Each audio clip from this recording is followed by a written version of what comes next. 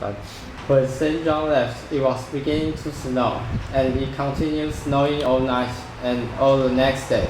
In the evening, I sat by my fire, listening to the wind blowing outside, and had just started reading when I heard a noise. The wind I thought was shaking the door, but no, it was St. John, who came in out of the freezing darkness, his coat covered in snow. What happened? I thought nobody would be out in weather like this.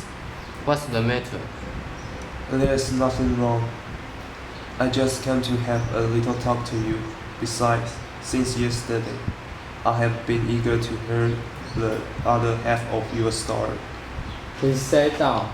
I had no idea what he was referring to, and remembering his strange behavior with the piece of paper, I began to feel that he might be going mad. He looked quite normal, however, and we made conversation for a while. Also, he seems to be thinking of something else. When I arrived, I said I want to hear the rest of your story, but perhaps it's better if I told the story. I'm afraid you have heard it before, but listen anyway. 20 years ago, a poor vicar fell in love with a rich man's daughter. She also fell in love with him and married him against the advice of all her family. Sadly, then 2 years later, the couple were both dead. I have since their grave. Their baby daughter was born out by an aunt, a Mrs. Reed of the Gadhead. You jumped. Did you hear a noise? I will continue. I don't know whether the child was happy with Mrs. Reed, but she stayed there 10 years, until she went to law school, where you were yourself. In fact, it seemed her life was quite similar to yours. She became a teacher at Lowood, as you did, and then became a governess in the house of the Senator Miss Rochester. Mr. River, I can imagine how you feel, but wait till I have finished. I don't know anything about Mr. Rochester Carrot, but I do know that he offered to marry these young girls, who only discovered during the wedding ceremony that he was in fact already married to a mad woman. The governess disappeared soon after this, and although investigation had been carried out, an advertisement placed in the newspaper, and every effort made to find her. Nobody knows where she gone, but she must be found. Mr. Bridge, the lawyer, has something very important to tell her. just tell me one thing. What about Mr. Rochester? How and where is he? What's he doing? Is he well? I know nothing about Mr. Rochester. Why don't you ask the name of the governess, and why everybody is looking for her? Did Mr. Brick write to Mr. Rochester? He did, but he received an answer not from him, but from the housekeeper, a Mrs. Firefox. I felt cold and unhappy. No doubt Mr. Rochester had left England for a life of wild pleasure in the city of Europe. That was what I had been afraid of. Oh, my poor master was almost my husband, who I had often called my dear Edward. As you won't ask the governess' name, I will tell you myself. I've got it written down. It's always better to have a faith in black and white.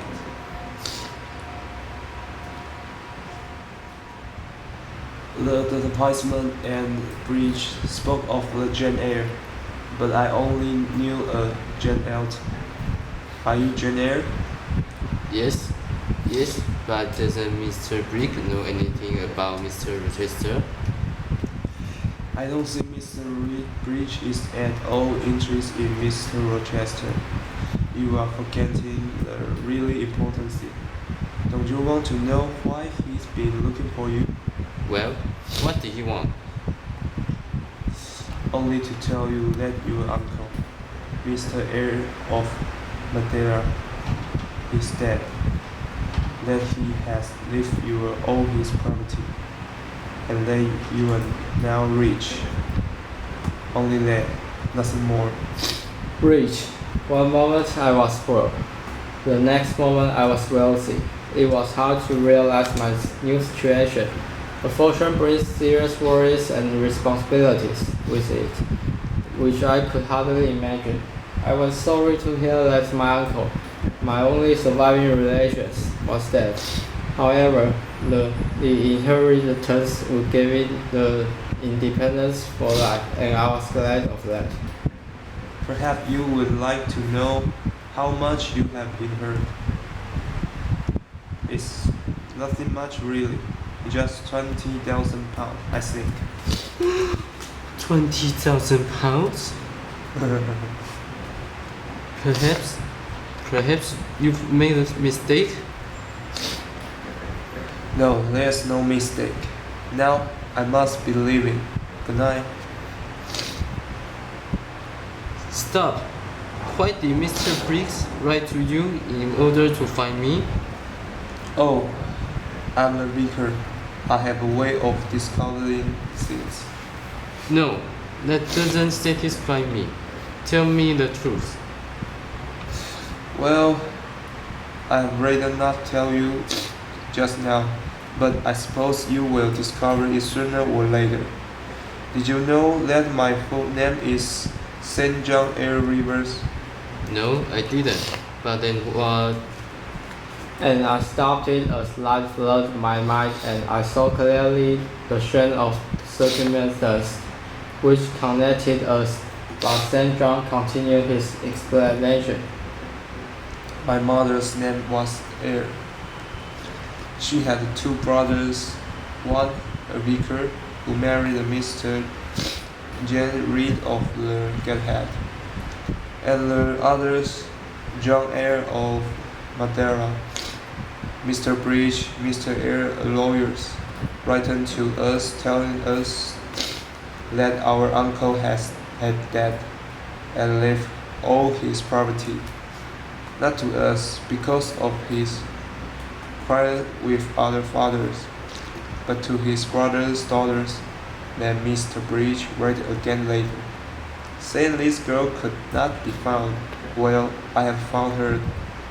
Wait a moment. Just let me think. So you, Diana and Mary, are my cousin? We are your cousins. Yes. As I looked at him, it seemed I had found a brother and sisters to love and be part of for the rest of my life.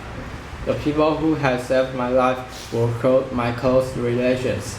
This was wealth indeed to the lonely heart, brighter and more life-giving than the heavy responsibility of coins and gold. Oh, I'm glad. I'm so glad. You were serious when I tell you you had inherited a fortune. Now you are excited about something very unimportant. What can you mean? It may mean nothing to you. You already have sisters and don't need any more family. But I had nobody. And now I suddenly have 3 relations in my world. Or 2, if you don't want to be counted. There were 4 of us cousins. £20,000 shared equally would be £5,000 each, more than enough for each one of us. It would be a fair and just arrangement, and we would all be happy. I promised to stay at Morton School until Christmas, when St. John would be able to find another teacher. He was there when I closed the school for the Christmas holidays. I was quite sorry to have said goodbye to some of my pupils. You see what progress they have made, and you have only worked here a few months. Imagine how much more good you could do if you gave your whole life to teaching. Yes, but I couldn't do it forever. Don't mention school. I'm on holiday now. What are your plans? What are your plans? I want you to let me have Hannah for a few days. She and I are going to clean more house from top to bottom and make all the Christmas preparation that you know nothing about. Being only a man, everything must be ready for Diana and Mary when they come home next week for a really wonderful holiday. That's all right for the moment, but I hope, Jen, that you will look higher than dramatic acting and think about a better way of using your energy and intelligence in the service of God.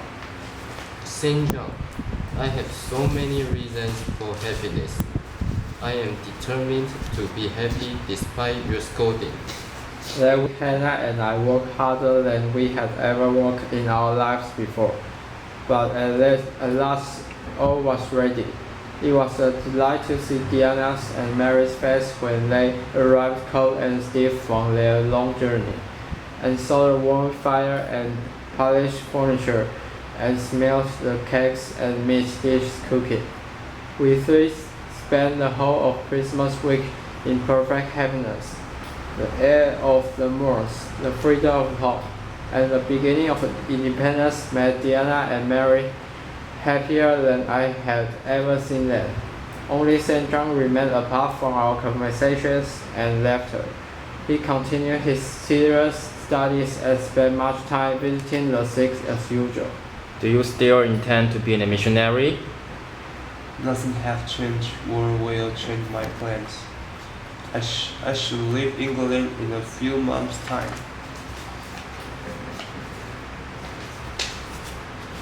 And Rosamond Oliver?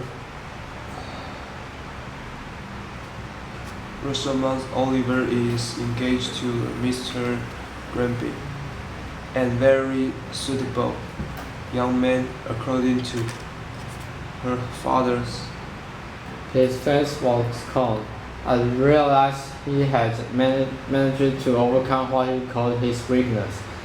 Gradually, our life and Morehouse lost its holiday feeling, and as we took up our usual habits and regular studies again, St. John stayed with us more often. Sometimes I had the impression he was observing us. One day, when Diana and Mary were out, and I was learning German, he suddenly said to me, I want you to learn Indonesia instead of German. I will need it for my missionary work in India, and you could help me to learn it by studying with me. I have chosen you because I have noticed you have better power of concentration than either of my sister. it seemed so important to him that I could not refuse, and when his sisters returned, we were surprised to find me learning English with St. John. From now on, we spent a lot of time together. Studying, I had to work very hard to satisfy him. Under his influence, however, I felt I was losing my freedom to be myself.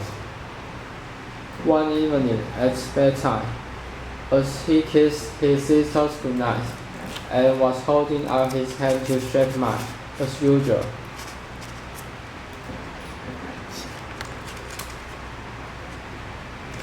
St. John, you are not treating Jane like one of my family. You should kiss her too. I was rather embarrassed, but St. John kindly kissed me and did so every evening after that. One day, while he and I were walking on the moors, he announced,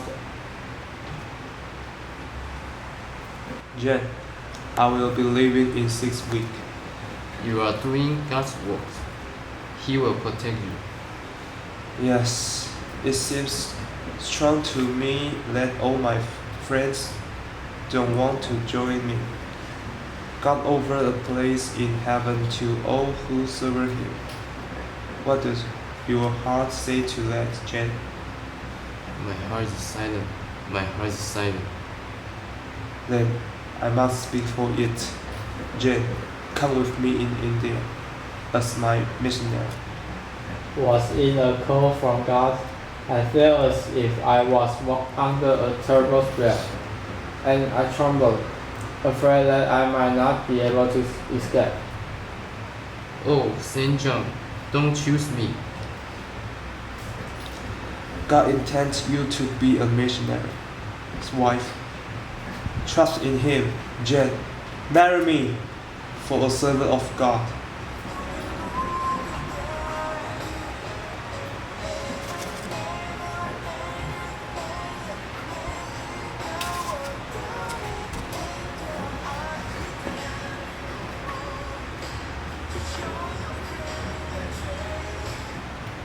I can't do it, Saint John.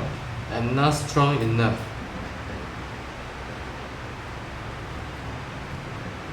I have seen how hard you can work, Jane.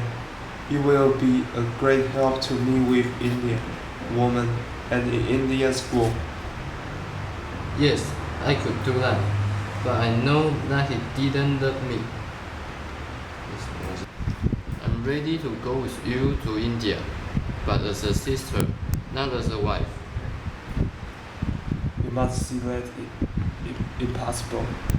No, a sister could marry at any time and leave me. I need a wife who will obey me in life and who will stay with me until death. I'll give my heart to God. You don't want it.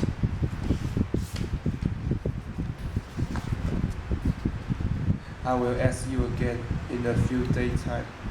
And remember, it isn't me you are refusing, but God. From then on, his manner towards me was cold as ice, which caused me great pain. I began to understand how, if I were his wife, this good religious man could soon kill me, without feeling any guilt at all. Remember, Jane, God called us to work for Him and will reward us for it. So you will marry me and earn you a place in heaven. If I feel certain that God really wanted me to marry you, I would agree. My prayers are heard. Close together we stood, waiting for a sign from heaven. I was more excited than I had ever been before. There was a total silence in the house, and the room was full of moonlight. Suddenly, my heart stopped beating. I heard a distant voice cry, "Jane, Jane, Jane!" I'm That's- coming! I'm coming! Waiting for me! I ran. Where are you? I broke away from St. John, who had followed, asking me questions. It was my time to give order now. I told him to leave me, and he obeyed. In my room, I fell to my knees to thank God for the sign he had sent me, and waited eagerly for daylight.